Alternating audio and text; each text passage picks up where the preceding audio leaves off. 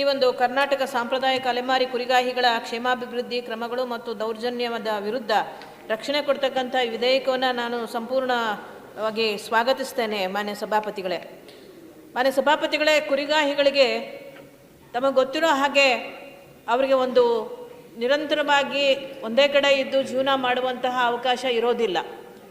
ಅವರು ಹಳ್ಳಿಗಳ ಒಂದು ಹೊಲಗಳ ಮೇಲೆ ಇರ್ಬೋದು ಅಥವಾ ಕಾಡಿನ ಅಂಚಿನಲ್ಲಿರ್ಬೋದು, ಹೀಗೆ ಅವರು ಈ ಕುರಿಗಳನ್ನು ಮೇಯಿಸ್ತಾ ಇರ್ತಾರೆ. ಇಂತಹ ಸಂದರ್ಭದಲ್ಲಿ ಅವರಿಗೆ ಅವರ ಬದುಕಿಗೂ ಕೂಡ ಅವರ ಜೀವಕ್ಕೂ ಕೂಡ ರಕ್ಷಣೆ ಇರೋದಿಲ್ಲ. ಕುರಿಗಳಿಗೆ ಅಷ್ಟೇ ಅಲ್ಲ, ಅವರ ಜೀವಕ್ಕೂ ಕೂಡ ರಕ್ಷಣೆ ಇರೋದಿಲ್ಲ. ತಮಗೆ ಗೊತ್ತಿದೆ, ಮೊನ್ನೆ ಬಾಗಲಕೋಟೆಯಲ್ಲಿ ಆ ಕುರಿಗೆ ಸಂಬಂಧಪಟ್ಟ ಹಾಗೆ ದುಷ್ಟರು ಅದನ್ನು ಅಟ್ಯಾಕ್ ಮಾಡೋಕ್ಕೆ ಬಂದಾಗ ಆತ ಅದನ್ನು ತಡೆಯೋಕ್ಕೆ ಹೋದಾಗ ಅವನು ಮಾರಣಾಂತಿಕ ಹಲ್ಲೆ ಮಾಡಿ ಬಹುಶಃ ಅವನು ಮರಣಕ್ಕೆ ಗುರಿ ಮಾಡಿದ್ದಾರೆ ಅಂತಕ್ಕಂಥದ್ದು ಕೂಡ ನಾವು ಕೇಳಿದ್ದೇವೆ. ಹೀಗೆ ಅನೇಕ ಬಾರಿ ಮರಣಕ್ಕೆ ಗುರಿಯಾಗಿರ್ತಕ್ಕಂಥ ಕುರಿಗಳಿರ್ಬೋದು ಅಥವಾ ಆತ ಇರ್ಬೋದು, ಅವರ ರಕ್ಷಣೆಗೆ ಯಾವುದೇ ರೀತಿಯ ಕಾನೂನು ಇರಲಿಲ್ಲ. ಈಗ ಕಾನೂನು ತಂದಿರೋದು ಸೂಕ್ತವಾಗಿದೆ ಅಂತಕ್ಕಂಥದ್ದು ನನ್ನ ಒಂದು ಅಭಿಪ್ರಾಯ. ಮತ್ತು ಅವ್ರಿಗೆ ಆದಂಥ ಮಂಡಳಿ, ಅದಕ್ಕೆ ಆದಂಥ ಒಂದು ನಿಧಿಯನ್ನು ಸ್ಥಾಪನೆ ಮಾಡುವಂಥದ್ದು ಕೂಡ. ಇದರಲ್ಲಿ ನಿಧಿಯನ್ನು ಸ್ಥಾಪನೆ ಮಾಡೋ ಉದ್ದೇಶ ಚೆನ್ನಾಗಿದೆ ಮಾನ್ಯ ಸಭಾಪತಿಗಳೇ. ಆದರೆ ಈ ಸೆಕ್ಷನ್ 6 ಏನು ಹೇಳ್ತಾರೆ, ಸೆಕ್ಷನ್ 8ರಲ್ಲಿ ಉಪಸೆಕ್ಷನಲ್ಲಿ ನಿಧಿಯನ್ನು ಈ ಅಧಿನಿಯಮದ 6ನೇ ಪ್ರಕರಣದಡಿ ರಾಜ್ಯ ಸರ್ಕಾರವು ಅಧಿಸೂಚಿಸಿದ ಸ್ಕೀಮುಗಳ ಅನುಷ್ಠಾನಕ್ಕಾಗಿ ಮತ್ತು ನಿಯಮಿಸಬಹುದಾದ ಯಾವುದೇ ಇತರ ಉದ್ದೇಶಕ್ಕಾಗಿ ಸಹ ಬಳಸಿಕೊಳ್ಳಬಹುದು. ಅಂದರೆ ಭಾಳ ಲಕ್ಷಾಂತರ ಜನ ಏನೋ ಕುರಿಗಾಹಿಗಳಿಲ್ಲ, ಇದ್ದರೆ ಕೈ ಬೆರಳು ಸಾವಿರಾರು ಎಣಿಕೆಯಲ್ಲಿ ಇರ್ಬೋದೇನೋ. ಆ ಸಾವಿರಾರು ಜನಗಳ ಎಣಿಕೆಯಲ್ಲಿರ್ತಕ್ಕಂಥವರಿಗೆ APMCಯಲ್ಲಿ ಮಾರಾಟ ಮಾಡಿದಂತಹ ಶುಲ್ಕವನ್ನು ನಿಧಿಯಾಗಿ ತಗೊಂಡು ಅದನ್ನು ನೀವು ಅಲ್ಲಿ ಇಟ್ಕೊಂಡು ಅವರಿಗೆ ಸ್ಕೀಮ್ಗಳು ಕೊಡ್ತೀರಿ. ಆದರೆ ಕೊಟ್ಟಂಥದ್ದು ಬಹಳ ಅಂದರೆ ಎಷ್ಟು, ಒಂದು 10 ಕೋಟಿಯೋ 15 ಕೋಟಿಯೋ ಕಲೆಕ್ಟ್ ಆಗ್ಬೋದು. ಅದನ್ನೂ ಸಹ ನಿಯಮಿಸಬಹುದಾದ ಇತರೆ ಉದ್ದೇಶಕ್ಕಾಗಿ ಸಹ ಸರ್ಕಾರ ಬಳಸ್ಕೊಳ್ಬೋದು ಅಂತಕ್ಕಂಥದ್ದು ಸರಿಯಾದ್ದಲ್ಲ. ಅದನ್ನು ಬಳಸ್ಕೋಬಾರ್ದು, ಅವರಿಗಾಗಿ ಅದನ್ನು ಇಡಬೇಕು.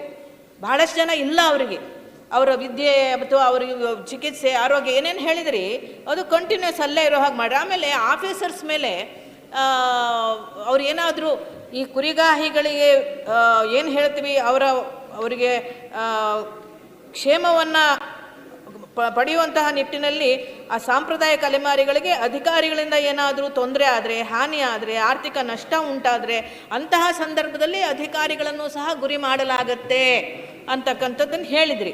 ಆಯಿತು, ಅದರಿಂದ ತಪ್ಪಾಗಿದ್ದರೆ ಅವರು ಆ ಒಂದು ಶಿಕ್ಷೆಗಳಿಗೆ ಗುರಿಯಾಗಲಿ.